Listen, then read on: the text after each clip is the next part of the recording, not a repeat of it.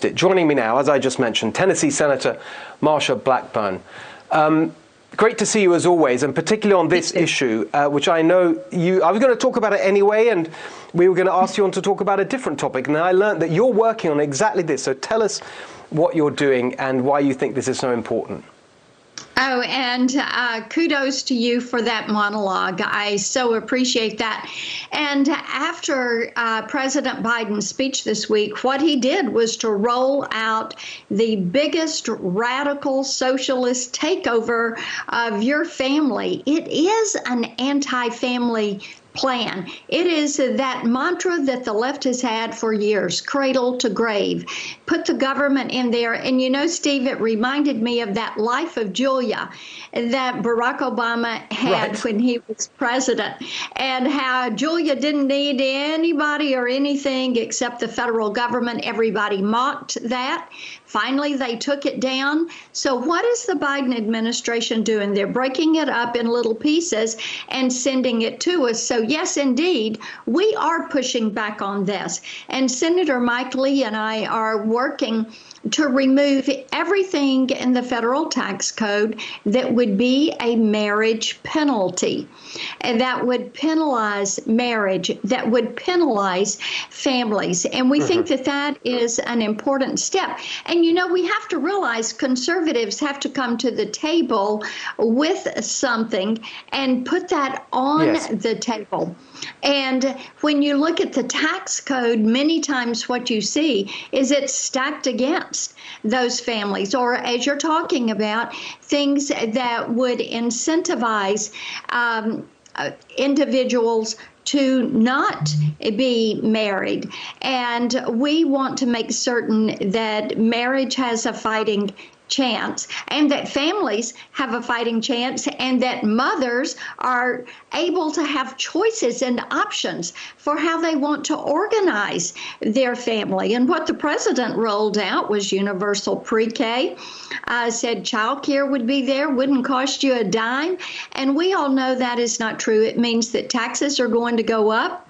And one of the things that Joe Biden has said he's going to do is to repeal the Trump tax cuts. Well, what did that do for every American family? On average, it was an extra $2,000 in their pocketbook every single year. You really laid it out there. What I'm really appreciating is you're speaking about it, the Senator Lee. You know, the Republican Party, you're really showing a lead here. You know, getting behind it. Josh Hawley's been great. You know, I know you all have slightly different plans, and I'm sure that they can all they're all complementary, but they're all coming from the same place, which is boldly saying a strong family is the foundation of a strong country.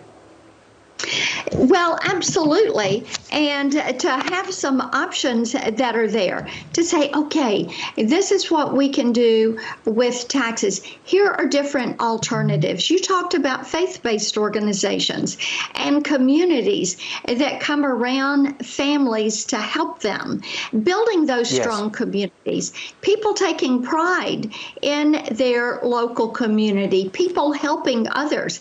And we've seen so many enriching, enduring, encouraging stories this year during COVID of neighbors stepping up to help neighbors.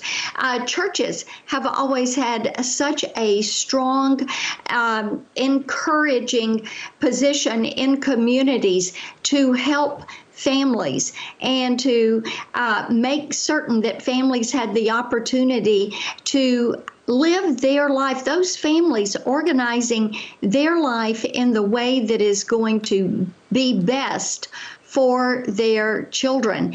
And time and again, we have seen stories, and you touched on this, that children need those families around them to develop those socialization skills and to push them forward for success later in life. And one of the things that I always say, I want all children to have access to opportunity. I want all children to dream those big dreams and find ways to make those dreams come true.